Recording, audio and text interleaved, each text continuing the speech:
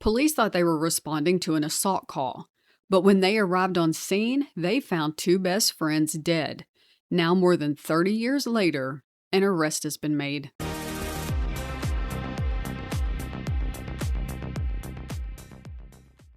Hey guys, welcome to Crimealytics. I'm Melissa. If you are new here, please be sure to subscribe on YouTube and follow on social media and your favorite podcast app so that you don't miss out on any new cases or updates.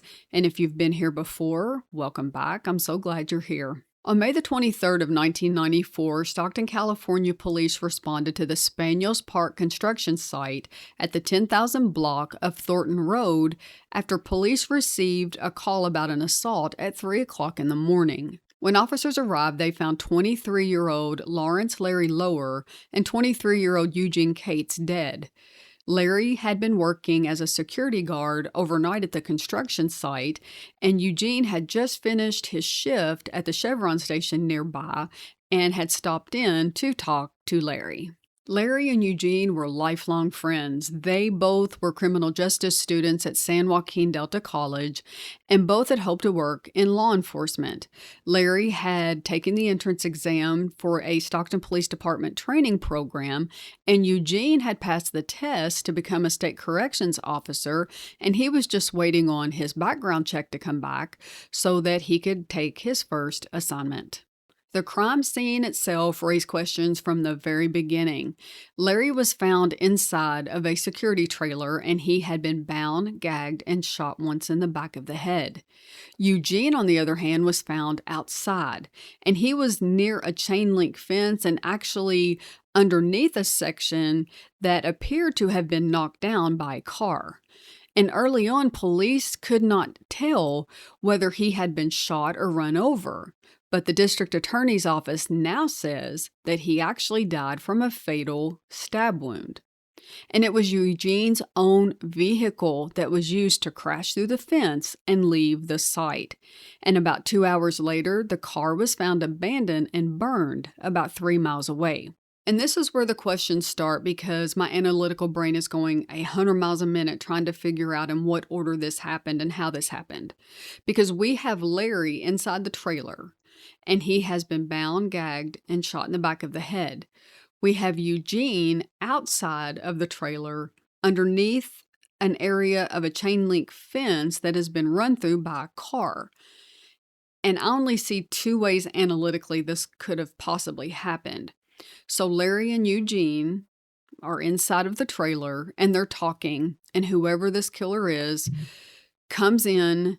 There's an altercation, something happens, and he ties Larry up, he gags him, and he shoots him. And while he's doing that, Eugene is running out of there towards the car, trying to get out of there desperately. And the killer runs after him, stabs him, and then takes off in his car, and he flees. The second way I can think that this could have happened is Eugene is attacked first outside, and maybe Larry heard it, or he opened the door to the trailer and saw something, and the killer goes and kills Larry. Then he goes and gets the car and he leaves. That's two ways that I can see that that can happen, but I want to know if you guys can think of any other ways that this could have taken place and it makes sense. The district attorney's office said that these crimes took place sometime between 1 o'clock in the morning and 2:48 in the morning, and that police were called and responded around 3 o'clock in the morning. So that sets off some more questions in my head. And the biggest one is, who called 911? Now, we could argue that it was either Larry or Eugene, especially considering we have almost 2 hours of time here. But given how they were killed, I don't think that that is plausible. So who else could it have been? Was it someone who heard whatever was going on and called 911? Was it somebody that walked by after it happened and they called? Was it the attacker himself? They are being tight-lipped with that information, and that's going to be something we're probably going to have to wait until it goes to trial to get any insight into that information, because it seems like if that was the case, that they knew who called 911, that maybe it wouldn't have sat cold for more than 30 years, but we do not have those answers as of now. Investigators collected evidence and conducted interviews with family, friends, potential witnesses, but they were never able to make an arrest or even name a suspect because they could find no connection between Loehr and Eugene and the construction site. And of course, this is 1994, so DNA technology wasn't there yet. And the current DA even reiterated that the person responsible had no known connection to either victim or the construction site.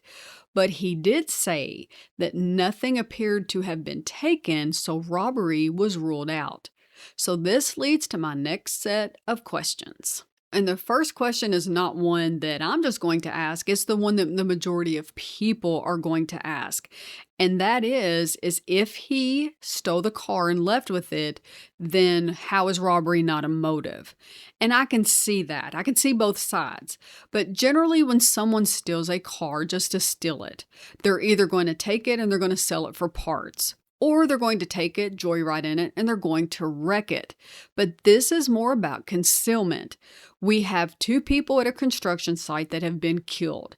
He is taking the car a couple miles down the road, and he's going to burn it so that any evidence that can tie him to that crime scene is completely destroyed.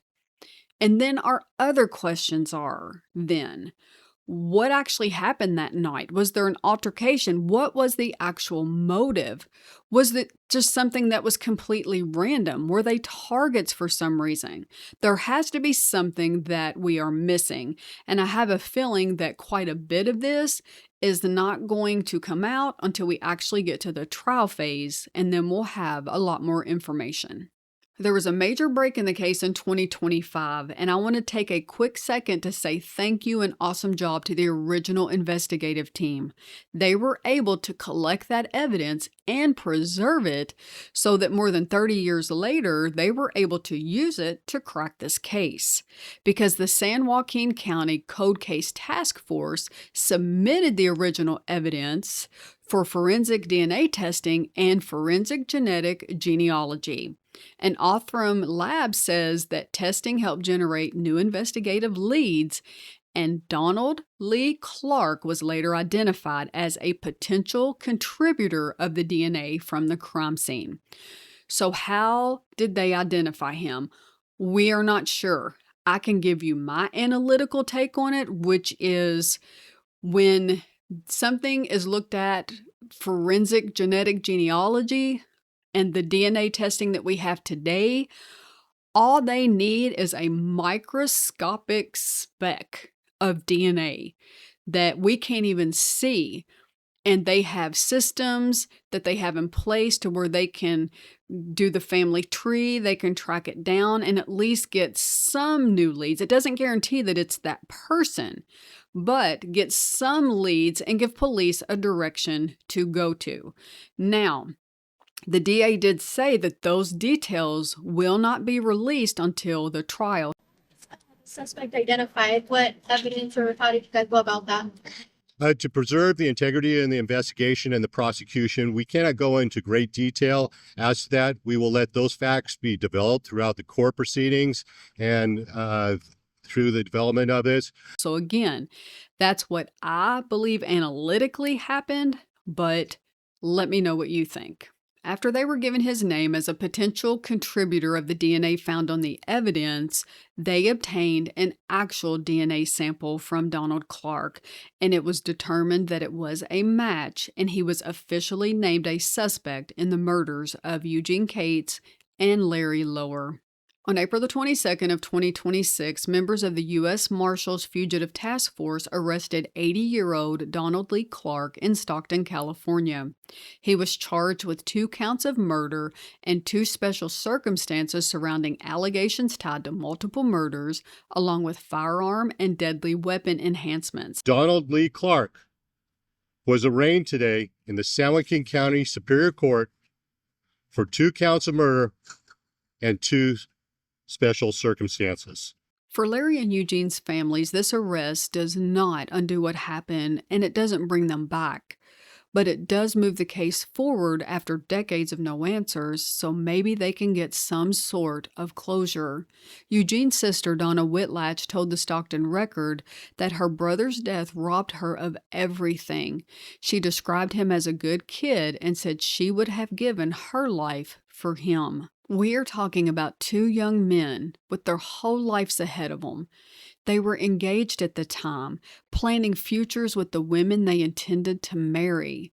But instead, these two lifelong friends were buried next to each other. Donnelly Clark is currently being held in the San Joaquin County Jail without bail, and the DA's office said that they are pursuing the death penalty and life without parole. His next scheduled court date is June the 1st of 2026. I will be keeping an eye on this case, and I will bring you updates as they become available. Now, the DA's office has said they consider this case solved, but I will say that Donald Lee Clark is presumed innocent until proven guilty in a court of law. Thanks for joining me, and I'll see you next time.